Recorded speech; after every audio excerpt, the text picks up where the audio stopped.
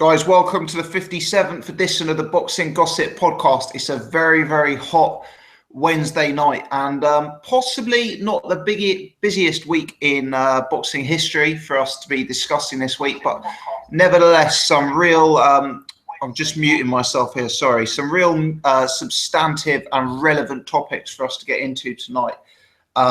Pleased to be joined by Irish Tom, by Jay, and by Jet. Don't know if Paul's going to be able to join us tonight, but regardless, I'm going to have at least four of us on the panel. Can see a lot of the regular faces in the chat. Evening, Rob. Evening, everyone else who's joined live. So thanks, everyone, for choosing to spend your Wednesday nights with us. If you are watching live, please hit the thumbs up button nice and early, which will spread this to a wider audience and mean we get more people joining us tonight. Without further ado, let's get into it, and let's start by talking about last week's boxing. And there's only one place to start, which is, of course, Andre Ward versus Sergey Kovalev, a fight that has probably caused more controversy following on from the fight than ever before. So let's bring in Jet first and foremost. And Jet, give us your take on the matchup. Yeah, for me, it was quite a competitive fight up until the stoppage, or controversial stoppage, should we say? I mean, I put out a video, and I got a few comments, mixed comments, and one person said in particular I should go back and study boxing. So, shout out to you. But I thought it was quite tight. Kovalev was doing well with the jab. I thought his jab was catching Ward at times. But I thought Ward was much better in this fight than he was in the first fight. Thought he was ducking and weaving shots. He looked a bit more slippery. He looked like he figured Kovalev out, to be honest.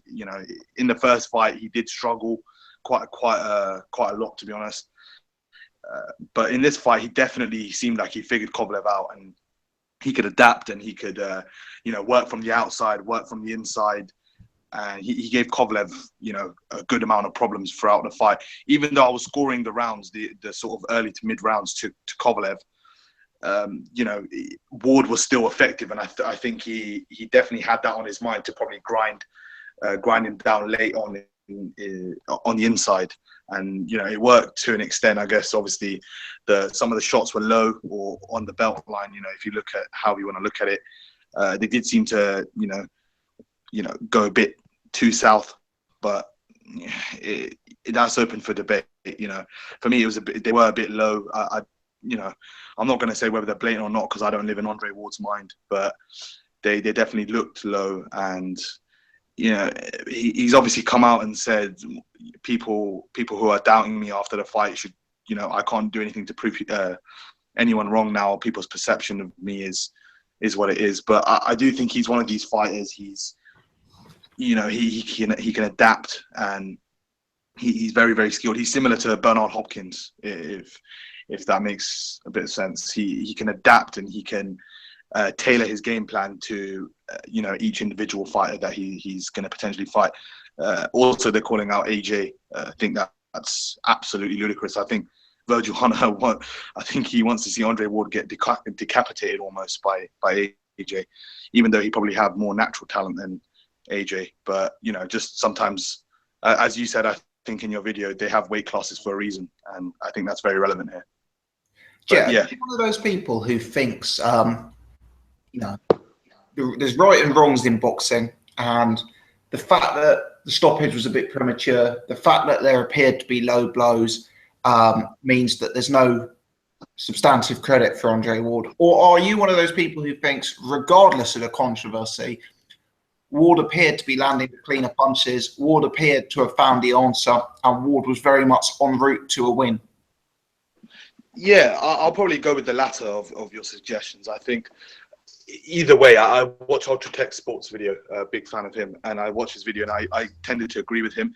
I thought the fight was only going to go one way. Andre Ward was putting the pressure on. Kovalev looked to have really, really tired in the last two rounds. He looked very, very, very tired.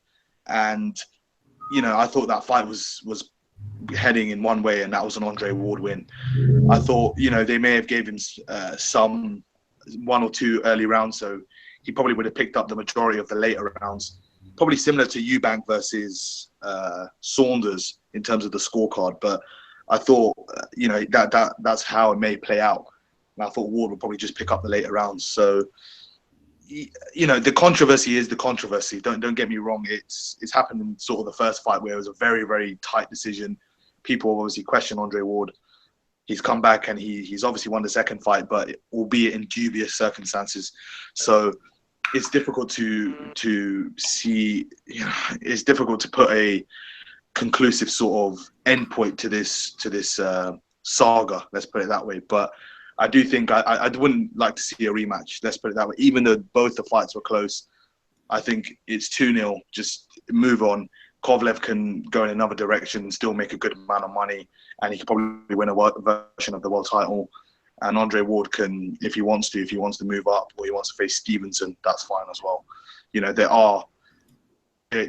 probably that's probably the biggest fight in the division. Kovalev versus Ward again in a rematch, number 3. But I just personally wouldn't. Doesn't seem realistic. Let's put it that way, to make another rematch in some quarters. Yeah, I mean, Ward versus Kovalev is still probably the top fight. I'd personally like to see him do something new. Beat out Adonis Stevenson, etc. Obviously, he's the WBA super champion, the WBA regular champion, Nathan Cleverly. That's a fight that will get called at some point, but presumably Andre Ward will duck that matchup after seeing what Cleverly did to Jürgen Brähmer, I would suggest. Do you think Andre Ward could have success at cruiserweight yet, or do you think realistically that's all all hype? I mean, he's obviously talked about moving. Well, his coach Virgil Hunter has obviously talked about moving to heavyweight. So I don't know where that's come out from, but it doesn't really make sense for me. The cruiserweight division is, I do think it's underrated to an extent that there aren't really any stellar names. Maybe bar Tony Bellew, but he's obviously campaigning at heavyweight now. So yeah, maybe a smaller sort of opponent. Denis Lebedev is kind of a small cruiserweight. I think he may be able to. Like Denis Lebedev, not saying, but he definitely have some success against him. The other guys, maybe Bradis. Bradis isn't the biggest either. He might have a few successes against him. Against the smaller cruiserweight for the division, he may have some success. I'm not saying he's going to win. That are better than some of the top fighters at cruiserweight in terms of just natural talent and being able to adapt as well to a certain fighter and in certain circumstances. I think he's able to do that very, very well. So the floor is open. I don't think those fights make him any money, to be honest. I actually heard Tony Bellew, he called out Andre Ward. So that's a fight that make more money than a Usyk fight or a Gassiev fight or something like that. So yeah, I do think he can have some success. Maybe the success that his team and his coach are saying has been blown out of proportion. Let's put it that way. Yeah, last question. Let's talk legacy. Andre Ward, undefeated fighter, Olympic gold medalist, beaten names like Kovalev twice, Flores, Kessler. Where does this guy stand? Should this guy go down as an all-time great? Yeah, I mean, he has some really, really good wins on his resume. I think, obviously, you mentioned some of them: Kessler, Froch, Kovalev too. He's got some really, really good names on his record. I do think the inactivity, I know he has all the names on his record, but the inactivity he could have got a few more names on that record. He does have some other good fighters like Sullivan, Barrera, those sort of guys. If he does win maybe 2, 3, 4 more fights against top level guys, or he's at least in there and he's very, very competitive with them, I do think he could go down as a future all-time great, because he's definitely put in the work. He's faced the best, and regardless of how he's won, he's found a way to win in all the fights. And you can't knock. He is a top level fighter in terms of just skill, determination and whatnot. Whether you like his persona outside the ring, that's kind of a different story, and or whether you like his fight style, that's a different story. But he's definitely a top fighter. 100%. Okay, thank you, Jet. Let me bring in Irish Tom. Irish, Ward by knockout. Who'd have thought it? Give us your take on the fight, mate. Well, I think that fight is a disgrace. That's what I think. I think it's a total and utter disgrace. Can anyone you remember a guy getting knocked out by being punched in the bollocks? Have you ever seen a fight where that happens? I take it your viewpoint here is that because of the nature of the stoppage, because of the controversy surrounding the end of the fight, you find it hard to give credit to Ward for what appeared to be a fight going in his direction. Yeah, well, look, I had Andre Ward 1 point up. There was 3 swing rounds, so it could have been anywhere between Ward being, I think, 2 up and Kovalev being 3 up, I think is what I had it. Or Kovalev 4 up, or Kovalev 5. Oh, shit. What am I thinking of? Let me just give me 1 second here. Anyway, fuck it, but either of them could be up to 3 rounds up, I think is what I'm trying to say. Or something like that. But anyway, I had Ward 1 up, but I could easily see Kovalev being 2 or 3 up. But I just think like it's irrelevant like whether we think a guy is getting on top in a fight. It's totally irrelevant because fights have swings. Look at Anthony Joshua versus Klitschko. Yeah, and if there's one thing we know about Kovalev is he carries power late, right? And also we should be thinking about like Ward should have been deducted points for repeated low blows. So, the refereeing in that fight was an absolute disgrace. Absolute disgrace. There is absolutely no reason why that referee, he was standing in the perfect position. And he got, it was as clear as day to everybody watching. Like Paulie Malignaggi, who was an Andre Ward fan, who scored the first one, 4 points clear to Andre Ward on the Sky Sports program. He was going, this is bullshit. And that is that is a lot worse than the George Groves Carl Froch stoppage. To me, that's much worse because one person was clearly fouling the other one at the time. Look, I'm no Andre Ward fan. I can't stand Andre Ward as a person. I think he's a total fucking hypocrite. And I hate his style. I think his style is completely negative. It's like saying Andre Ward is pound for pound number 1 is like saying saying Buffon is the best footballer in the world. It's fucking bullshit. Yeah, and the level of corruption in that fight is staggering. It's fucking staggering. Like I don't know if any of you remembers. They kept on being people hitting on the break in that one. And the ref brought the 2 of them together and he said the next time he warned them is a point off. The very next clinch, Andre Ward hit on the break again. And what did the ref do? He did nothing. So like it's not just about low blows. To me, like that was one of the worst refereeing performances and one of the most corrupt fights I've seen in a long time. It's quite a while since we've had a really, really corrupt major fight in American boxing that I can think of, and it's just an absolute disgrace. It's irrelevant. Like to me, like there is a case for having Andre Ward, that being at the minimum a no contest. At the minimum a no contest. Well, okay? I understand the commentary about the controversy, and to an extent, Tom, I can't argue with anything you've said. I don't actually disagree with any comment you've made. Having said that, my abiding memory of this fight is seeing Ward, in my opinion, out jab Kovalev, seeing Ward. He didn't. Kovalev out jabbed him. Completely out jabbed him. Maybe, certainly in the second half of the fight, I thought Ward was routinely making Kovalev miss and routinely catching him with the jab, with power punches that he was countering him with. My abiding memory of this fight, I'm afraid, I don't disagree with you on the controversy, but I still thought Ward was really finding the answers, and I thought it was the worst I've personally ever seen Kovalev look in the fight, looking at a fight, should I say? Did you watch the HBO The Sky version? Sky. Okay, on HBO they had Kovalev 3 points up at the time of the stoppage.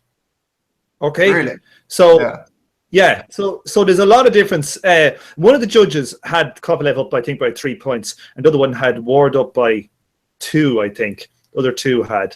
But look, there's a lot of things you could say about the fight. If you look back to the first fight, in the middle rounds, Ward did best. Kovalev, in a lot of people's opinion, won the last few rounds, 10-11. So the fact that Ward came on strong this time, was coming on strong, is kind of neither here nor there, because there was still 4.5 full rounds to go.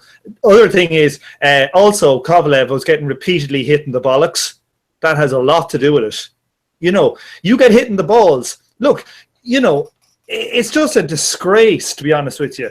You see, like when referees are in a fight and one fella gets hit to the balls, and everybody in the crowd knows it, and the referee might be standing at a slightly wrong position, he will give that as a low blow anyway, whether he saw it or not, because you can tell by the reaction of the fighters. And he never gave it. He told Kovalev to fight on after he got clearly punched in the balls. And Ward should have had a point taken away. And the other thing is, like, Ward was constantly complaining that Kovalev was hitting him with rabbit punches when they were in the clinch. Ward, like, when I saw any of the punches I saw Kovalev throw and that Ward complained about, were on the side of his head. They weren't around the back of his head. They were in, like, you're allowed to hit in the clinch. You're allowed to hit in the head in the clinch. You're just not allowed to hit around the back of the head. And the referee was stopping Kovalev from doing it. Look, I'm not a Kovalev fan. I think he's a racist scumbag. And I'm not a Ward fan. But, like, that is an absolute fucking disgrace. Another thing is, like, with all the anti-Russia hysteria in America, I wouldn't be surprised that there was big political influence. Like, you just have to go back to, like, say, 1980, and America weren't running in it, and it was up to the British to try and win the 100 meters, and they got the last white man to win the Olympics 100 meters was Alan Wells, and the British, the actual doctor of the British Athletics Federation prescribed him steroids for about a year and a half, and he put on a stone and a half of muscle, and he went and he won the gold medal in that after being a 400-meter runner. Like, when political things come into these things between Russia and America and stuff like this, I do think that there is an element. I think there's a large element of that, and if it's not that, it's downright just pure corruption, because that's a fucking disgrace. If you would add up all the rounds in those two fights, I think the average person. I get the first one to Ward by 1 point, but I do accept I could have been swung by very bad commentary. I think that if you add up all those rounds and say up to the 6th round of that fight, most people have Kovalev winning. In the 7th round, he got hit in the bollocks, and nothing happened. And in the 8th round, he got hit in the bollocks at least 3 times.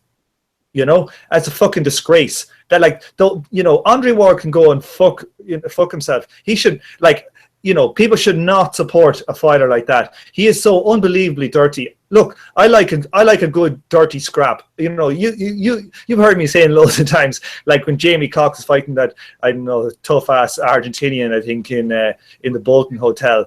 It's a filthy fight. But, like, when two guys are being filthy, I don't care. Like, it doesn't bother me. They're both just doing it to each other.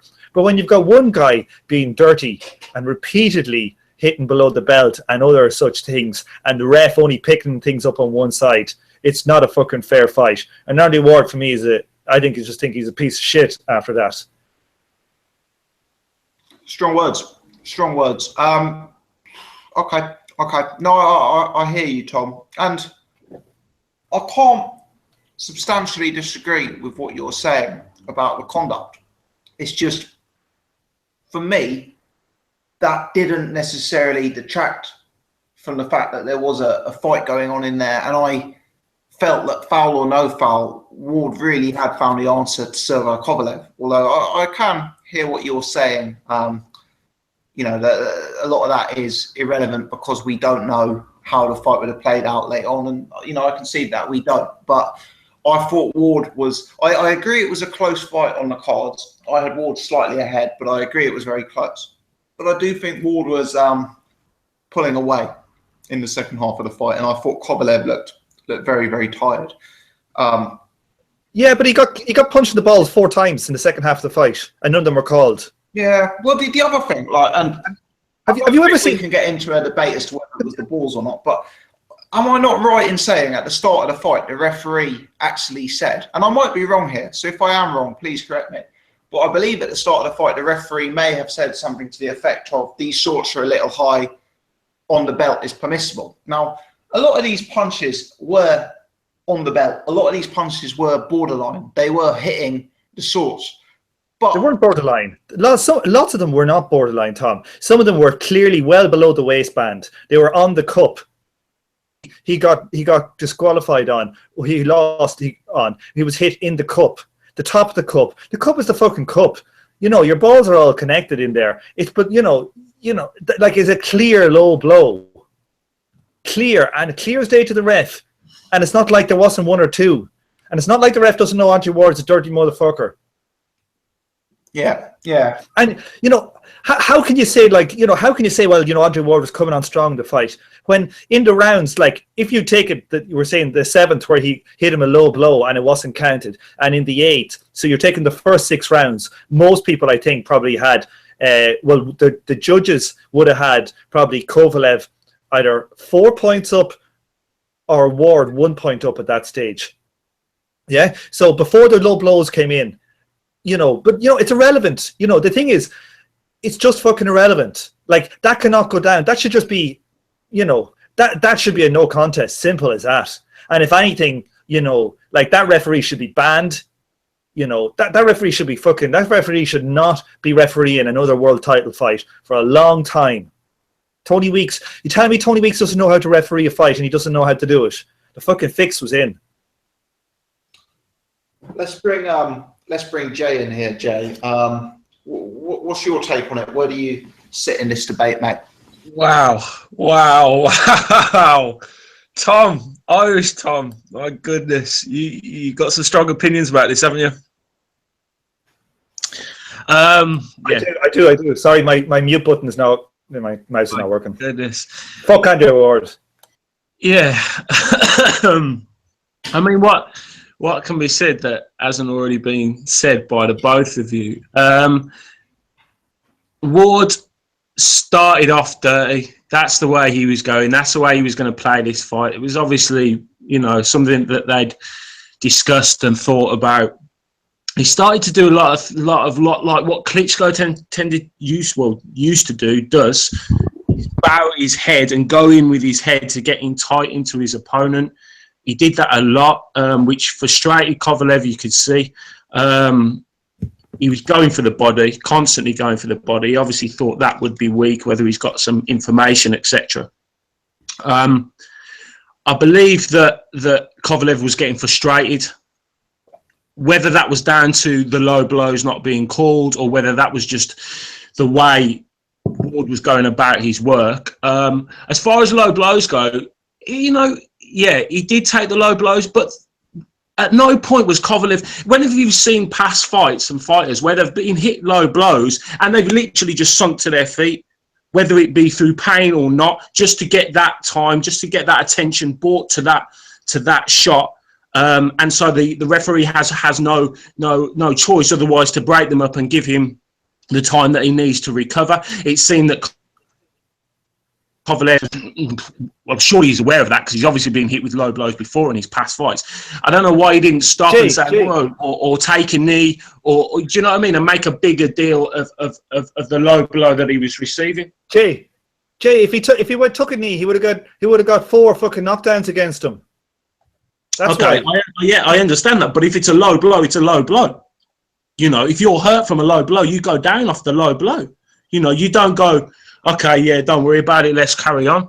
Because you watch every fighter, whenever there's dirty tactics or low blows or rabbit punches being hit round the back of the head, they are so quick to jump on the referee and say, look. So at the end of the fight, when it's all done and dusted, he can turn around and say, well, look what I did. I did that 4 times. Now we call it a no contest. Now we call it a rematch, whatever you want. But look what I did. He went, no, okay, carry on, boom, carry on, boom. That's my one point. Second point, it's very sad for. Look here. Hold on. You can't blame. You can't. No, I'm not blaming Kovalev for being kicked in the bollocks. No. I'm not blaming him, but I'm saying most boxers, when in that position, they will make a bit. Look, I mean, Floyd Mayweather, when they were hit low, they went. They were on their face. They were flat on their face because they knew they've got to play this game, and every professional fighter knows how to play the game. To say that he doesn't is ridiculous. I think there was a lot of emotion in that fight, and a lot of emotion with Kovalev, and there was a lot of machismo, and he wanted to just, because when he was fighting, he was pushing forward, he was leaning in, he was reaching for punches. He didn't look great. The sad thing is that it was such a great fight on paper. We really wanted to see the rematch, and it ended like that. Tony Weeks is an experienced referee. It was an awful decision. He seemed to jump in very quickly. He didn't give it any time to think or give it a moment. He just stopped it. Boom, that was done. I understand Kovalev was weak at that point. He'd been hit with a good shot with the right hand, and you could see from about the 7th, his gas tank was starting to empty. Whether that was through low blows, possibly. If not, but his gas tank was emptying. And when before those low blows, before the stoppage, his hands were very low, and he was taking punches, and he didn't look in the fight, right? Regardless of, okay, he could have carried on. He has the knockout power, but he was stopped too early. It should have been given some sort of time, some sort of reflection to look at the situation. But Tony Weeks jumped in. Whether it's a conspiracy, I'm not one for conspiracies. I don't know. But it's sad, as Tom said, you said, what stands out in your mind is the early work in the fight. And, it's sad that that's not going to be remembered, and it's going to be the outcome that's going to be remembered. I think Ward wanted to play that dirty game, and he got away with it. And every fighter that can do it and can get away with it will do it. Simple as that. They're not going to do anything different. Who have you ever seen a fighter punch a guy in the nuts and score a KO win from a punch in the nuts? In boxing history, all the fights I've watched, I don't know how many fights I've watched. I've probably watched thousands of fights. I can never remember one. And I can never remember a fighter being punched like that in the nuts, straight in front of the ref, and the ref calling it a fucking KO when he was in the perfect position. Well, it was predictable. You can't remember that. But at the same time, Kovalev was very bent over. Very bent over. Matter. Punches were going in underneath, and it doesn't matter. It doesn't matter. How can all of our talk? Listen, Tom. It can be very borderline. Weeks did not make the right decision. Completely did not make the right decision. We have the benefits 4 times, plays, etc., etc., etc. But 4 times, like. How is this discussion all about how Kovalev reacted wrong from being punched in the nuts? Because no, I'm not. I'm trying to play devil's advocate and put another side to it, in the sense that, and I've heard other people say it. Do you know what I mean? I heard Roy Jones say the very same thing. That Roy Jones is fucking Andre Ward's best mate. Tom, he's a former promoter. There isn't a boxer though what I'm telling you. There's not a boxer that's had a low blow that doesn't react to it. Mayweather was the king at it. Broner has done it. Many fighters have done it. When they get hit low blow, whether it's 100% really knocked them to their knees, they will make the most of that as they possibly can. That is a boxer's trick. Every boxer knows that. They're taught that in amateurs. If you are hit low blow, make a big thing of it, because it will continuously happen. You have to. It's like footballers. If they get a little elbow, they make big things of it because they want to bring the referee's attention to it, so it's on his mind. Do you know what I mean? Well, the referee's attention was brought to the first one, and he told him to fight on. But if he gets hit within 5 seconds, he's back in the fight again. It doesn't matter. And then he got caught 3 more times. Look, like how the domination of this conversation should be about what Kovalev did wrong when he was punched in the nuts. Ward is a dirty. No. I'm playing devil's advocate, and I'm pointing out another side to it. We could all sit here and go, yes, of course, Irish Tom, you are completely correct, and everything you say is bang on. We're not going to do that, are we? That's not why we're here. No, I know, but like the thing is, we're asked their opinion. We're not a lawyer paid to fucking to mount a defense for Andre Ward. Opinion. There's an opinion. There's an opinion. But like, you know, what's the story here? I can make all those same points as well, but like the fact of the matter is, Andre Ward is the one who's fucking being dirty, and Kovalev is the one being screwed over, and Tony Weeks is the one who is fucking, you know, either incompetent or corrupt. And my money's on corrupt. You know, that fight is a fucking disgrace. I can't remember the last time. Like, I literally can't remember the last big fight in America that was so fucking bad. Like, Lennox Lewis drew with what you call him when he should have won against Holyfield. Pernell Whitaker got a draw with Chavez, but I never saw somebody getting knocked out with a punch in the bollocks and one side not refereeing straight. Look, if I'm going to Andy Golovkin going in against Canelo, there's no fucking way, like, he's not Russian, but there's no way he's going to get a fair shake of that whip. We all know how dodgy Canelo's decisions are, but Canelo is not fucking punching guys in the bollocks. Of course, but when you talk about conspiracies, and you talk about home fighters, etc., Ward, they want HBO, obviously want Ward to do well. This is a fact. But this has happened for the last 50, 60 years in boxing. There's always some sort of corruption or some one fighter which is better suited to move on or to put in the spotlight than the other. So they're always going to get the roll of the dice. Simple. Well, look, that's been happening years. If HBO wanted Andre Ward to win, why did they have their judge give it to Kovalev both times? I don't know, but I'm telling you. So HBO that wants Andre Ward winning because he doesn't do good numbers. Like, I think, I just don't think it's a HBO side. I think it's at the promotional side, and maybe at the political side. Not everyone. You raise points about like conspiracies and stuff, and he loves conspiracies. I'm someone who isn't a conspiracy theorist. You're someone who clearly is. But the difficulty is, I'm not a conspiracy theorist. Okay. The difficulty is you see, like, in the majority of discussants, you see some sort of conspiracy theorists. So no, it's not conspiracy. I see corruption. There's a big difference between when it's like all corruption. Yeah, okay, maybe that's the right way of phrasing it. But when it, it's like maybe the HBO judge, whoever that is, just thought Kovalev was winning, or just thought Ward was winning.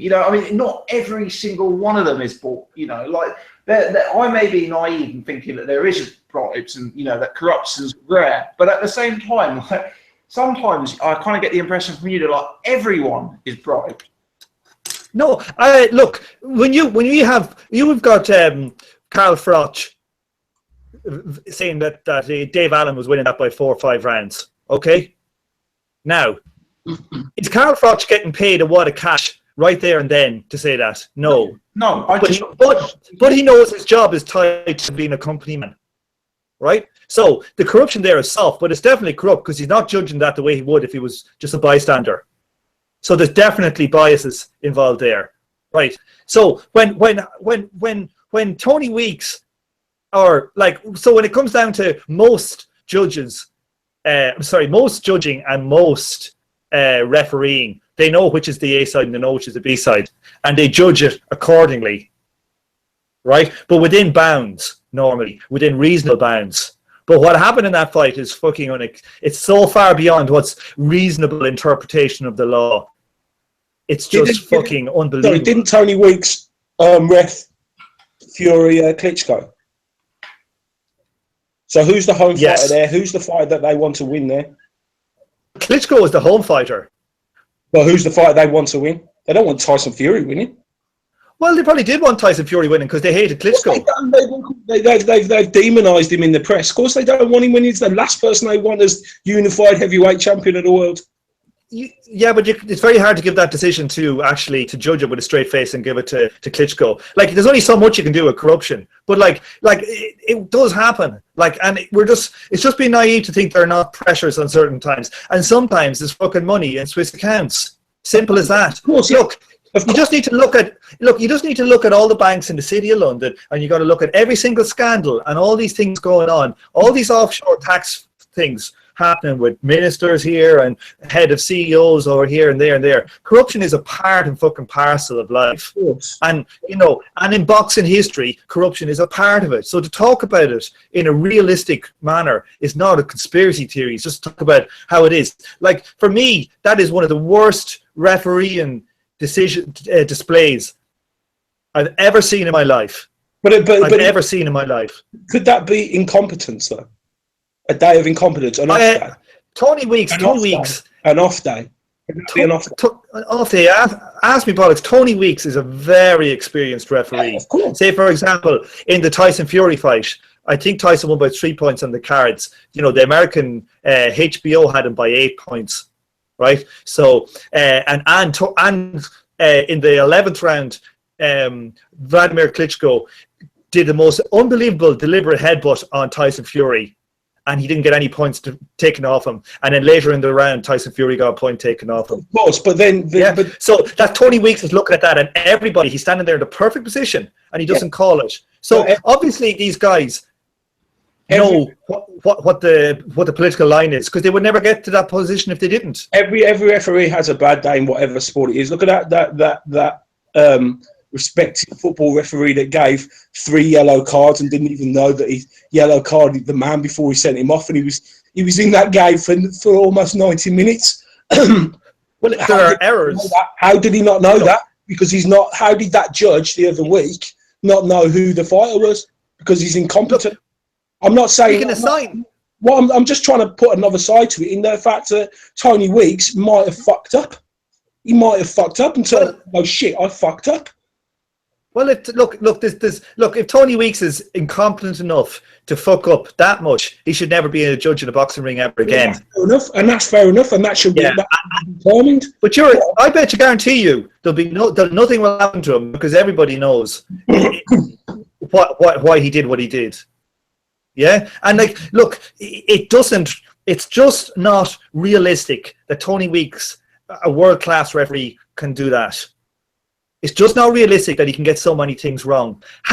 When have you ever seen a referee, right? Literally, I want the whole panel to answer this question if they can. When have you ever heard of a referee refereeing a fight extremely badly in favor of the B side? I just want one example.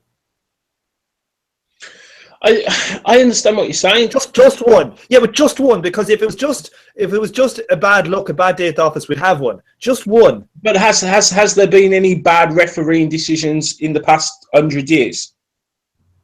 In favour of the B side. Has there been incompetent referee in the past 100 years? Yes. No, that's not what I said. That's not what I said. In favour of the B side. Well, but then you're saying that Rock Nation paid Tony Weeks to bring the fight home for Ward? I'm saying that there is... he might necessarily be being paid, you know. He might be pressured. Yeah. But, politics comes into sport too. You could have government pressure to give the American fighter advantage over the Russian fighter. This happens in all the athletics. You know, Carl Lewis got tested positive for steroids for the 1984 Olympics, and they hid it under the carpet. It happens again and again in sports. Tom, are we really saying that the government could have coerced Tony Weeks into stopping the fight? Well, do you think so? Let's say look at drug testing in the Olympics, the history of it, on the British and the American side and the Russian side. Do you think that there is pressure put on athletes to take drugs, or pressure put on administrative officials not to release positive drug tests? Has that happened in history? Probably. And if that's happened in history, it's not ridiculous to say that a similar pressures. Well, I think that's national teams, but I think that as you just said, that corporations, CEOs, money controls sport, not political and nations. Something like this. I don't think so. When it comes to something like this, national teams, yes, it's very different. When you're representing Carl Lewis wasn't in a team. He was the USA athlete, so he would when an athlete represents his country in the Olympics, etc., etc. That's different. But I think money talks when it comes to big sporting events, massive sporting events. Do you think Mayweather would bow down to government pressure? No. I think both. I think both of them play a part. You look at. Just the history. Why would they say, well, this is not a team sport. We can't let our propaganda or our politics come into play in a non-team sport. It doesn't make sense. Whether it's a non-team sport, whether it's a national sport, or it's a separate national sport, a private enterprise, which, as I said, Floyd Mayweather McGregor. If the Americans wanted McGregor to win, do you think they could stop that? Of course they couldn't. Money talk. It depends how much they want to do it.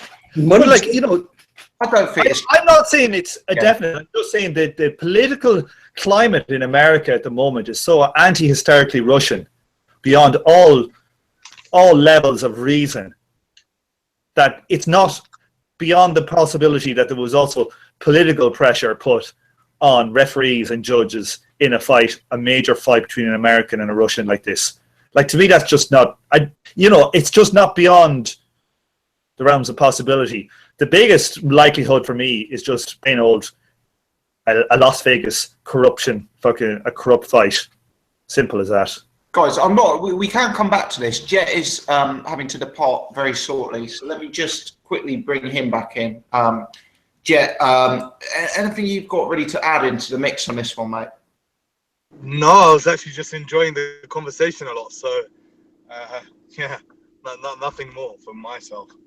Ferocious. Okay, just before you go, Jet, a word on Mayweather McGregor, which we'll come to later on in the show. But give us your take on it. Yeah, I done a separate video on this the other day, and I said the build up and the event would definitely outshine the actual fight itself. I don't see it as a competitive fight. I think Floyd will win quite handily. But I do think the event itself will be fantastic. Hopefully we get some decent guys on the undercard as well. I've heard Badou Jack might be on the undercard, so a potential fight with Nathan Cleverly is in the works, apparently. Gervonta Davis. Oh. That could be, in the works as well. So, the event itself will probably be better. And maybe a fight or two in the undercard would probably be better than the main event. But yeah, money talks, I guess, as the guys have said previously. Good stuff. All right, Jet, mate. The line's a bit in and out, but yeah, appreciate that. And if you have to shoot off now, well, thanks a lot for joining us tonight. Okay, take care, guys. Cheers, mate. Thanks, guys. Let's stick with Ward Kovalev for just another minute. We don't necessarily have to go back into the corruption theme. What I'm going to say is, regardless of any punches to the bollocks, that is the worst I've seen Kovalev look in terms of his accuracy, in terms of the way he was getting countered, in terms of the way he was getting made to miss. It was the least deadly I've seen Kovalev looked. At no point in that fight did I think Kovalev was getting on top in terms of his power. And for that alone, for that reason, I still give Andre Ward credit for the win, despite the fact that I do agree with you that the stoppage shouldn't have come when it did. Your take on that? Yeah, I think that was Ward's fight. Personally, I think that's why he would have gone. Although we can't predict that, because obviously things can happen. But Kovalev didn't. I did say that his conditioning didn't look good. I think Ward now will look for a pay fight, a cash out fight. The talk of him moving up to fight AJ. I mean, he's never going to get any sort of money to anyone else. It's just a non-starter, I think. I think it was just Virgil Hunter blowing hot air. But I think, there's a lot to be said for where Kovalev goes now and how he reacts. He was obviously very disappointed. There was a lot of emotion in this fight. And where he goes from here, well, he'll just plod on and probably at some point want to try and have that rematch again with Ward, which is something I personally don't want to see again. Fantastic. Okay, Tom, what would you like to see next for Kovalev, mate, before we move on? I don't know. I'm just so sick. With Andre Ward, I hope he retires. I don't ever want to watch him fight again after that. I just think it's a disgrace. And somebody said to me like in the chat there that they thought that when I talked about Lomachenko versus Salido about the low blows, and I do think Kovalev should have just fucking wrapped him back in the balls. Don't get me wrong. I do believe he should have done that, taken his point, fucking hit him a haymaker. When it comes to Kovalev, you know, at the moment, like, I'm not even a Kovalev fan. I'm just a boxing fan. And, like, you know, actually, I like Kovalev's badassery. I like his tweets where he's like a crazy badass killer Russian. But, like, he's a racist prick as well, so I don't like him. But I'm so sick now after that fight that I don't want to see any of those two fighters ever fight again. Yeah. Frustrated Irish Tom. I'll tell you something that will ease the frustration, Tom. Let me ask you about Paul Smith-Zoiga. Did you sit through that fight? You know, I was off camping at the weekend and I wasn't watching the fight live, and there's no fucking way I'm going to watch 10 rounds of Paul Smith being schooled by a reasonably poor Euro level fighter. Do you know what? I sat in on Saturday night and I watched that fight with the new and improved Mrs. Gossip. Oh, I think it was her first ever time watching a fight. oh dear. And do you know what? Funnily enough, the next day, my brother came round, and long-time viewers may remember my brother, who's made a few cameo appearances on the channel, certainly likes his boxing. And he said to the new Mr. Gossip, he said, so what did you make of the fight? I haven't seen it. You know, what was your take on it? And so he just looked at him and went, there wasn't a lot of punching that went on. And when they did do the punching, it didn't look like it was very hard. And I actually thought that kind of summed up this matchup to a T. 12 rounds of boredom, frustration, and literally nothing from Paul Smith. What frustrated me was not that Paul Smith was outgunned. It was that there was no tactic. There was no adjustment. There was no approach. You know, there was no attempt at closing down the range. There was no attempt at staying out of range. He just stood there round after round after round, doing the same thing and getting an absolute pasting. And yeah, I've met Paul Smith. I actually like the guy. But I don't want to sit through another 12 rounds against Paul Smith against someone, you know, Euro level or above. Yeah, well, look, sorry, Jay, go ahead. No, go for it. I was just going to say, like, yeah, like Paul Smith, he's a strange character. Like, some of his stuff on Twitter, I've come across him like just slagging women about their looks and calling them all types of slags and everything. So I think on Twitter anyway, he's a complete asshole. And he blocked me, and I never even texted him. I've never tweeted him, and he blocked me. I don't even know what the hell that is. I'm not even following him. And but you know, what is it about Paul Smith that he somehow manages to make weight, but he's got a fat back? Not the rest of his face so much, but his back is fat. How do you do that? He's never been a super middleweight. The guy, for me, I've never understood it. He's clearly not a super middleweight. Yeah, he's a middleweight, isn't he? He could have had a career if he'd been a middleweight. He could have had, yeah. Like, and you know, the thing is, he must have a very bad diet. He just must eat shit all the time. It must be. I mean, it's bizarre. It's bizarre because he blows up between fights quite a lot as well. You know, but he cuts down to 168 and he still looks fat. But it's his back as well. He's got like, his back is fat. I just don't know how. It's like he got like, you know, they stapled his stomach, but they forgot about stapling his back. You see him step down to British level and get wiped out by a Jamie Cox, or have we seen the last of Paul Smith, guys? I hope to sweet Jesus we never see him again.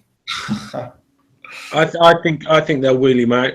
It was a terrible fight because he wasn't even like outclassed by a superior boxer.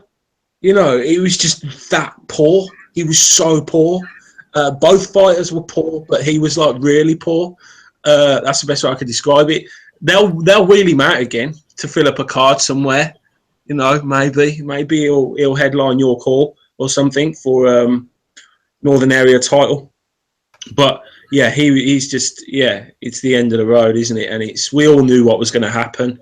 I think it's a bit of a justification for the people that sent messages to the WBC president and for the people that lobbied against him having this fight, because you know we knew it was a terrible fight before we went into it, and when Eddie Hearn was interviewed about it, you could see he agreed he was a beaten man. He knew it. It's just like, that's it.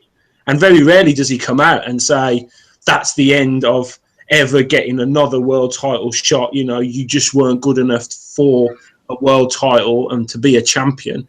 He very rarely ever says that. He'll always go around the houses when talking about things like that. So even he knows that it's call it a day, mate. The end of. And as for blocking, I've never been blocked, and people were saying that everyone's been blocked by him, and I tweeted this could possibly, Paul Smith against Zoiga could be possibly the worst fight in boxing history, and he still didn't block me, so I'm a bit disappointed. I don't think I'm blocked either, but I might be after this comment. You've got pictures with him, Tom, so you're not going to get blocked. I'm in the club, but Paul Smith, and I quite like him, but Paul Smith doesn't have a single British level win, does he? No. Tony Dodson, is it? Tony Dodson's his best win, isn't it? Yeah. You know. Anyway, did anyone watch the Rigo fight? I didn't watch it. It's only one round long. Oh, is it? Oh, maybe I should take the time down. Talk me through it, Tom. But basically, Rigo was doing feck all. He was just like seeing what was happening in the first round. Your man was trying to hit him, and he couldn't really try and put pressure on him. And then come towards the end of the round, is Rigo southpaw or is he orthodox? He's orthodox. Is he? No, but he hit him with a back. No, he's southpaw. He hit him with a straight left hand, and he he just waited, and then he just hit him with this, really crisp straight left hand, and it was a great shot. And then 15, 20 seconds before the end of the round, and that punch was probably enough to win the round. It was a great punch. And then they kind of got in close, and then Rigo started holding him behind the back of the head and hit him with like 3 or 4 tough punches. And then the referee came in to break him up, or the bell rang at the same time. And then the two of them were exchanging, and then Rigo fucking clobbered him with a punch that was clearly after the bell. And your man was all standing up, and he was wobbly. And then he realized that the bell had gone, and he was like, "Oh shit!" So then he decided to lie down on the ground and try and get a technical whatever or DQ win. But and then they fannied around for about 10 minutes, literally 10 minutes, trying to make a decision on what happened. And eventually they gave him the win. But it should be a no contest. But Rigo, it's been called a no contest. Yeah, it should be a no contest, and it wasn't really dirty by Rigo. Well, the whole behind the head was a bit weird. It was a bit dirty, but the late punch wasn't so much dirty. I think it was just one of those weird situations where it's just a bit of rough and tumble happening at the bell. And but Rigo still has it, man. God, he looks sharp. My God. But didn't he? Flores was swinging. He was telegraphing those hooks. He was swinging, which made Rigo, even though we all know and respect him as a technically fantastic fighter, but he was telegraphing those punches like he was you wouldn't believe. And it kind of the first half was very Rigondeaux, if you know what I mean, working out, taking his time, and then he just sort of just started to go for it. Whether he's been told, you've got to really do something here to get the numbers up or to get the bigger fights or whatever. And then he just went for it. I think he probably could have done that from after 10, 20 seconds because Flores looked poor. Yeah, I think he's just trying to see what he was like. He's not much good, that Moses guy. Rigo will just fucking destroy him. He's probably a similar level to Jazza. Yeah, he was just swinging. He was just swinging in his feet, and his legs looked kind of apart, and he kind of looked unstable, a bit like Bambi on ice, I thought. Yeah. And afterwards, Rigo called out everybody from 118 to 126. Yeah. So I hope he fights Tete, man. He'll take Tete apart. Oh, I hope he fights Tete. Tete will take that fight as well. That's the thing. He already turned it down. Oh, really? Yeah. He turned down before, and now Frank Warren is saying he's going to take it on again. So we'll see what happens. Yeah. Guys, let's talk Mayweather-McGregor. And I'm going to start by saying, Irish Tom, Floyd Mayweather at 1-6. That's got you written all over it, that does. Oh, it does, yeah. That's a crazy price. It might even come in more. It's a very strange price. But 100 grand to win 100 grand, Tom? Put it on. It's going to remortgage the house, lads. Kind of a crazy price.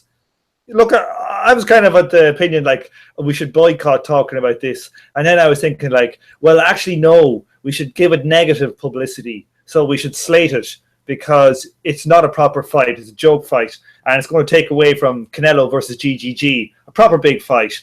So we should as a collective of boxing fans should slate this fight and not support it. It's a bizarre fight, isn't it? It really is bizarre. It's a money grab. Well, here, I have a question for you. Up on it, and straight away I was getting the comments about how Floyd can't cope with southpaws. Oh, it's just ridiculous. Like Manny Pacquiao is not a southpaw. Dana White. Floyd. That's what a southpaw can do. Now imagine how much bigger and younger McGregor is than Zab Judah. Look, McGregor wouldn't win an Irish national title. Let's put it into perspective. If he went in and he fought in the amateur championships on the same day as he's fighting Floyd, I bet you anything the Irish amateur champion would beat him in a boxing match. Do you agree with Eddie Hearn then that Ted Cheeseman would beat Conor McGregor? Do you think he's kind of at that sort of area title level? Well, an amateur game is different than the pro game, so it doesn't mean the same thing. But I would think I think McGregor's never done a 12-round fight. He's no idea how to pace himself. Look, Tom, I don't know, Tom, you ran your marathon recently. I ran a marathon, and in my first half of the marathon, I ran in 1:44, and in the second half of the marathon, I ran in 1:36. Right, so I ran the second half 8 minutes faster than the first half, and that's because I got my pacing all wrong because I'd never done it before. Right, so it's similar doing a 12-round fight until you've actually done the thing and you know how your body reacts to that. Sparring is totally different. So that's just a huge disadvantage. If it was over 5-minute rounds instead of 12 3-minute rounds, it would be a lot easier for Conor McGregor. So, you're adding essentially the last 8.5 rounds onto the back of that fight. 5.5 rounds on the back of that fight. So, he'll have 4 rounds. He'll have no idea what it's going to be like. So it's just a huge disadvantage before you even get to the boxing. And I just think it's just a money grab. But what's the undercard? Are they going to have all these boxers fighting MMA guys? Is that the undercard? No, Cleverly Badujak is the main proposed. Okay. And is the Tank fighting as well? I don't know actually. I presume so, but I don't actually know. Yeah. What do you think? Do you think Floyd will knock him out, or do you think it will go on points? Floyd. He doesn't take risks. If it's really easy, he might do it. Or if McGregor tries to fucking do a flip kick on him, he might try and go for it. But interesting question in the chat: who would win, Conor McGregor or Paul Smith? Paul Smith would win. Of course he would. Paul Smith's a 168 fighter. Conor McGregor is only a 154 fighter, so he'd be a stone disadvantage never fighting a 12-round fight before against a pro boxer. Look, I don't know if anybody's seen the sparring video with your man, is it Van Heerden? And Van Heerden would be, what would we call Van Heerden, the top 100? Top 50, yeah. Top 50 even? Who's Van Heerden ever beaten? To me, he's as decent as any of these, Lartey or any of these. All of these guys are the same. What do you call, Lo Greco and these guys. They're all much of a muchness. And Van Heerden would be able to fight 12 rounds, so he'd just win a points decision. So I think most of the fighters in the, literally The top 100 fighters would all beat him, whoever they are, and then probably some. What about you? Some of them might be susceptible. If they're poor defensively, they might be susceptible to his power, if his power is legit. But certainly somebody like Floyd, who's one of the best defensive fighters we've seen in the last decade, unless Floyd has he's gone like Muhammad Ali and he's got Alzheimer's or some shit, it's just a foregone conclusion. You know what? I've had a few messages saying, "What if Conor lands on Floyd?" And firstly, Floyd's rides punches very well, and he's got a very good chin. But the key is that Conor is not going to be landing crisp, clean punches on Floyd. The top boxers on the planet have tried and failed. There's no way McGregor's going to be peppering him with power punches.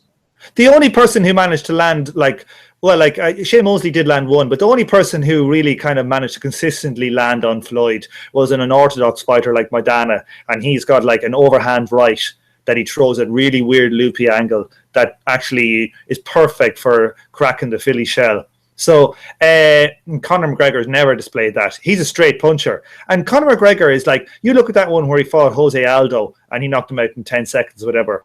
Look at Aldo. Like, he's just got no defense. His face is just wide open to his straight right hand.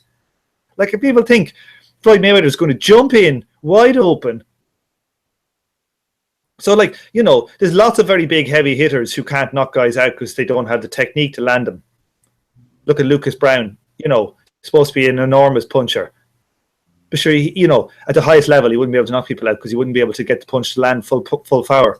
David Price, I guess, is another one you'd throw into that mix, isn't it?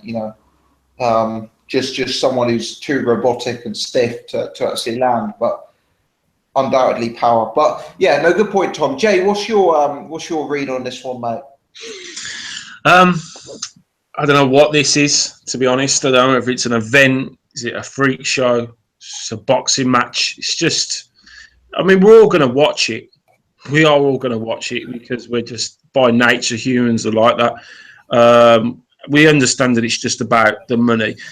The thing that makes me saddest the most about it is if this is obviously going to go down on Mayweather's record, which in turn he will beat Rocky Marciano's 49-0. And that's awful. That's awful for anyone that loves boxing and loves boxing history. Will it tarnish his career? Does he really care? Has he done enough in the past to justify a fight like this? I don't know. But these freak fights of these freak events have happened over the years. Wouldn't it? I think Muhammad Ali fought a wrestler, didn't he, or something? And Jesse Owens used to run against race horses and crazy shit. But I'd be happy that it's an event, it would happen, but I'd be very unhappy. I'm very unhappy that he would go down on his record as a boxing win, because that is just outrageous. Conor McGregor is not going to get anywhere near Floyd Mayweather, and anyone that says it is a lunatic, because you're talking about one of the best defensive fighters of all time, certainly of our generation, against a guy that's never boxed. We all know that, and anyone with half a brain knows that the best elite of fighters that have fought Floyd Mayweather haven't got near him. So I don't see how Conor McGregor is going to do this. I'd pay the pay-per-view for the build-up, because that to me is the most exciting thing. The fight, I don't know whether Mayweather will knock him out, finish him. I'm not so sure, really. It's one of those things where is Mayweather he knows he's gonna win. Now, is he gonna dance around for 12 rounds and just make him look foolish? Or will he want people to think, well, hold on, why didn't you knock this guy out? He's not a boxer, blah, blah, blah. And Conor McGregor, if he went 12 rounds with Floyd Mayweather, would come out and say, look, I've never fought a boxing fight, and I went 12 rounds with Mayweather.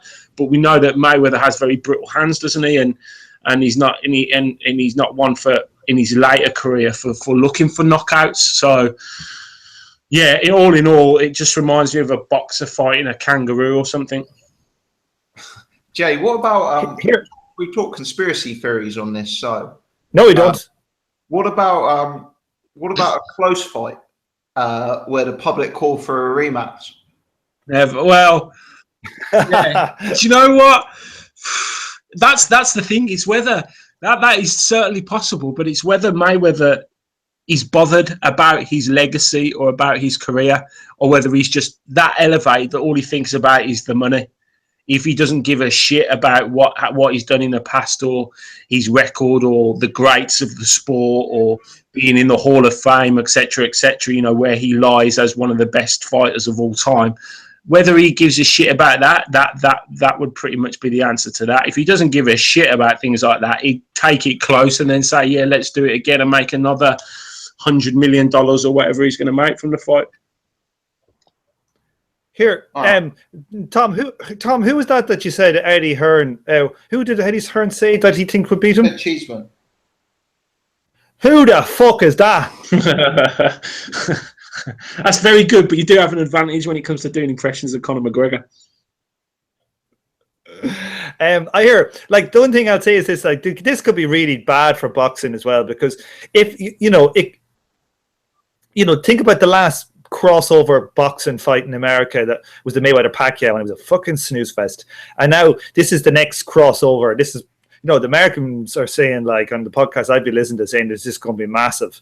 That is a very good chance that this will be a complete mismatch and rubbish. And it's like, boxing is not doing well at the moment in America. And like, Floyd is such a motherfucker. He's the richest sports person in the world, and he'll come back in a money grab, and he's willing to risk fucking putting boxing in a worse position just to get him a few notes. So, I hope they both get injured, and really badly injured, and detached retinas and sparring, and it never happens. So on the whole, I think this is good for boxing, because I think the amount of hype, publicity, and new fans this will bring to the sport is very substantial. One thing that I think is quite a strong argument as to why it is bad for boxing is you could make a case that there was a deliberate intent here to put this fight before Canelo versus Triple G to damage the pay-per-view potential of that fight.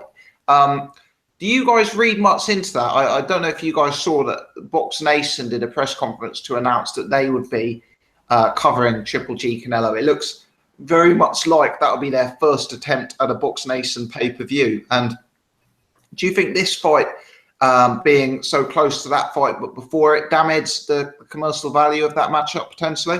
100%. That's exactly why Mayweather has done this. It was too late to go in September. Definitely they've done this. It will totally take the shine off it. Many people have said it. I think Kathy Duva said it in a fight hype video I watched, and it will. You can just see, you can see Golovkin's face when they talk about it. He's just so pissed off that his fight, almost his career could be his career-defining fight. He's been totally overlooked by what is something that is classed as a joke, and Golovkin being a boxing man. And a true boxer that loves the sport and and has respect for the sport. You can see what it does to him, and you can see that it completely overshadows. And it's that's the fight we should all be watching. We should be watching Golovkin Canelo. That's the fight we should be watching, not that bullshit circus that's going to come weeks before it. Yeah, it's big test for Box Nation. I don't know if you guys saw the Eddie Hearn interview, but Hearn was saying that because of the fact that neither of those guys are massively marketed guys in the UK, and because of the fact it would be on at 4:30 in the morning, he wouldn't be surprised if that fight did only 100,000 buys, even if it was on Sky. So if it, were to do far less than that, based on the fact it's on Box Nation pay-per-view, that could potentially be a real blow. And I certainly don't think it will be helped by the Floyd-Conor matchup being so close. Eddie Hearn is a shit stirrer. Did you see that little glint in his eye when he dropped in that it was going to be pay-per-view? And I was watching that. I was like, what? And that's what he did. He knows that they've dropped the book. Well, they've planned it to be pay-per-view, and then all of a sudden this news comes out, and Frank Warren was just sit there and go, shit, I can't believe this. And that is going to do poor numbers.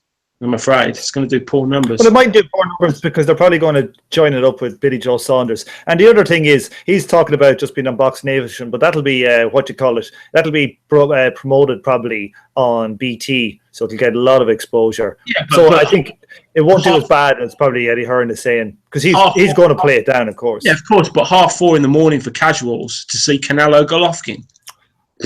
Oh yeah. Look, I think if it was on Sky, it would only do 100,000. Yeah, I don't think it's a big thing because it's not. You know, it isn't. It doesn't involve a British fighter, or it doesn't involve an MMA fighter. But here, what do you call it? Like, what do you boys think? Do you think that Pacquiao Mayweather was a good fight for boxing, for the sport? No, because it came too late, didn't it? Really, it came way too late, and there was so much hype behind it. You know, he was never going to justify the hype because of the years of the builder. Do you think it turned off people? Do you think it turned off more people than it attracted to boxing as a sport? Maybe in America. I don't think it really affects this country. What do you reckon, Tom? If I'm completely honest, I don't have the strongest gauge on that. I actually don't really know, Tom. I could see strong arguments on both sides. And I think it's probably a combination of the two. It probably has brought new people in and got people to jump off. But I don't really have a strong instinct as to where that lied, in terms of being good or bad for boxing. See, my instinct for that fight was that was very negative for boxing in the American market. Very negative. And right. I think that this Conor McGregor fight is another negative blow to boxing, unless Floyd goes in there, schools him for 3 rounds and then knocks him the fuck out, then it could be positive for boxing. But if he goes in there and just plays defensive snooze fest, like typical points victory for him, I just think that's not going to do well. That's very negative for boxing. The only thing I can say, right, is the gap here is going to be so vast that sometimes I wonder, will that mean potentially it's actually a better fight? And the reason I say that was because if you look at Floyd versus Berto, I mean, that was a terrible fight. That was a fight that no one wanted. And none of us rate Berto on the same level as Floyd, but all of us would admit that Berto is a, top 20 fighter minimum in his division. With Conor McGregor being so far behind Floyd, will Conor McGregor not really even try to box with him? Will Conor McGregor essentially fight him like a pub fighter from the first second of the first round? And could that mean that some of the action is actually better to watch? I mean, I know I'm being hopelessly optimistic there, but I mean, potentially. But do you ever see a pub brawler taking on a professional boxer? They slip and then they knock them out. So, and the other thing is, like, Conor McGregor is actually more of a boxer in MMA. He's not a brawler. So he's not going to invent a style of brawling that's going to be able to put off fucking Floyd Mayweather in 3 months. Let's hope Conor McGregor doesn't stand off Floyd for 12 rounds and try and beat him behind a jab. Surely he's not going to do that. He try and come on him, but how many people have tried to put pressure on Floyd and have found it impossible? Unless you're really unorthodox. The only 2 fighters I saw, Ricky Hatton had so much success, who was a very good pressure fighter. Castillo had success, another very good pressure fighter, and Maidana had success, a very good pressure fighter. All other pressure, anybody else who tried to put pressure on Floyd didn't get anywhere. The only ones that gave him problems then was like Zab Judah, who was actually faster than Floyd, So they're the 4, and then Floyd fought. Floyd avoided every other killer he could, and if he did fight them, he waited until they were over 35 and had taken heavy knockouts or losses or stuff. So, so Floyd doesn't have any real killers on his resume, not prime killers, and certainly Conor McGregor is not a prime killer in boxing. He could be a prime killer in MMA. But look, it's like getting one of the triathletes, one of the Brownlee brothers, and asking them to run in the 5,000 meters Olympic final. They do grand, but they'd probably be laughed twice. Yeah. No, I think that's not a bad analogy, Tom. I think that's not. Do you know, it's a crazy fight, but I'll be watching, and I'm sure you guys will too when it comes round. Hey.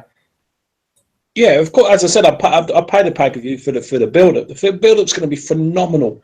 It'll be absolutely phenomenal, and I will look forward to it. But I think going back to how it will damage the American market, I think the American market is struggling anyway. They don't really have a superstar to get around, to really get behind. They have great fighters, but they don't have a superstar. And that's why they're so keen, obviously, to get AJ over there and to link up with him, because they see him as someone that they can market and that they can build in a massive star in America. So I think going back to the Pacquiao Mayweather, it did affect the American market, not so much the British market, because we're very enclosed and isolated with our own way of doing things. Our fans are very different. The way our shows are set up are different. Our pay-per-view is cheaper, things like that. So I think it will bring attention to the sport, whether it be good or not, and whether Floyd, as I said before, whether actually cares whether it's good for the sport. I doubt whether he does. He does what he wants when he wants to do it. Lads, I have a question for you. Which is a better fight? Conor McGregor versus Mayweather, or Katie Price versus Bianca Gascoigne? That's a real fight that's coming up. No, it's not. Who? Oh, Katie Price, not Katie Taylor. Katie Price. I thought you said Katie Taylor. I thought, no, Katie Price versus Bianca Gascoigne. Well, I hope they don't hit each other in the tits. So there's going to be some plastic flying around the ring. Burst. What did they put them? Silicone flying left, right, and center. Is that boxing for the stars? Is that one? I think so. The referee will have to wear sunglasses. Does anyone know if it's pay-per-view, that fight? It is pay-per-view, actually, yeah. On the Eubank undercard. Well, I'll tell you what, if they can put Nathan Cleveland on the card like Floyd Mayweather did, then I'll be happy to purchase. But there you go. Right, guys. Two other bits of news we'll just rattle through very quickly. Eddie Hearn has made 3 offers to Deontay Wilder to fight Dillian Whyte in the UK. Appears that fight is not happening soon. Appears that fight is not going to take place. Deontay Wilder's been quite vocal on Twitter tonight that the money needs to double at least. George Groves, interestingly, has decided to enter the Boxing Super Series tournament. So a very, very big name at £168. Eddie Hearn strongly implied that both Callum Smith and Durrell would also join that tournament. So some little stories there. Either of you got anything you'd like to comment on those? The cruiserweight one is really coming together, isn't it? Usyk is in it. Usyk's in it, is he? I think Usyk has been in it. I think, and I didn't know that, mate. I think I heard that. Could have it wrong. But look, it looks like a lot of the big names are coming into these tournaments. It should be brilliant. Yeah, Callum Smith, Durrell. Usyk isn't in it, if I'm honest. Okay, no, I thought I saw a tweet saying that it's rumored he's coming in. But the first one I want to see is David Benavidez. He's the one I want to see. Yeah. It'd be interesting. Have you watched that fight, Josh? Isn't it? No, I still haven't, mate. It's on the to-do list. Unier Dorticos. Is that right? Unier Dorticos has been added to the Super Series for the cruiserweight. At cruiserweight, right? Yeah. Yeah. Cuban. What I want to know, though, is the fact that George Groves entered that tournament. Surely that means that the chance of a Groves-De Gale fight is dissipating. It's a strange one. I was really surprised that he's in that tournament. I really am, after the big fights that are available. But I think he's looking that De Gale is injured, isn't he? So he's going to be off for a while. So I think that would take time. Then the other fight would be Callum Smith. There's talk of him going into the Super Series, so that would bring him into it. Durrell's coming into it. I would imagine after the Eubank Abraham fight, I wouldn't be surprised if Abraham comes into it, or possibly Eubank. then that sort of sews up a lot of the big fights for him. So it's only really De Gale that's not going to be in it who he could have a super fight with. And as De Gale's injured, maybe by the time the tournament's over, that De Gale fight will be ready. Yeah, but my bigger concern is that George Groves is not someone to trust. You know, if George Groves is going up against the likes of Callum Smith or David Benavidez, you know, there's little chance for me that he's going to leave that contest, you know, undefeated. For me, George Groves needs a cash-out fight in his next fight because he is a bit of a time bomb for me. Yeah, but this is a George Groves that's just won a world title and he's full of confidence and claims he's the best super middleweight in the world right now. So this is a guy that's riding high off his own hype and his own confidence. So he looks at that tournament and thinks, yeah, this could make me. This could get me another title, make me a few quid, do this tournament, fight De Gale, cash out, end of story, job's done. Eddie Hearn also suggested that Nathan Cleverly could potentially cut to 168 pounds or maybe even go up to 200 pounds at cruiserweight to take part in this tournament. You know, in either one of the divisions. So I guess him moving up to 200 for cruiserweight is more likely. But surely those guys wouldn't be able to live with the power of Cleverly if he were to put on that extra weight. What do you guys think? No comment. The second comment of John McGabby. Is my Cleverly banter getting too old, is it? It's always fresh, Tom. Always fresh. I might give it a rest for a few weeks. I feel like I've overdone it, perhaps. He needs another fight before you start, you know, talking about him again. You know, 'cause it's been a while now. Yeah. Well, after he destroys Badu Jack on the Mayweather-McGregor undercard, we'll see him sweep into glory in this tournament, I think. But there you go. Guys, that brings to an end our schedule of topics that we put down to discuss. Not been the busiest week, although some meaty ones in terms of Warden and obviously the Mayweather fight. I must admit I'm absolutely boiling here, so quite fancy an early finish to try and go and cool down. But before we do, either of you guys have anything else you want to throw into the mix? Can we do a loan move for Tom to go to the boxing asylum and we'll get the guru in here? Just for a week or something. I'd like to unleash him on that panel. Well, the guru has beef with has intense beef with our Tom, our boxing gossip, so that really won't fly. Oh, even better then. That's controversy. That's views. That's views. I'd do it if it was pay-per-view, but you know, but it's people like you, gossip, that's ruining the business. It is. But look, if they want to make an offer, a financial offer for Irish Tom to appear, then like any good football manager, I'll be considering offers.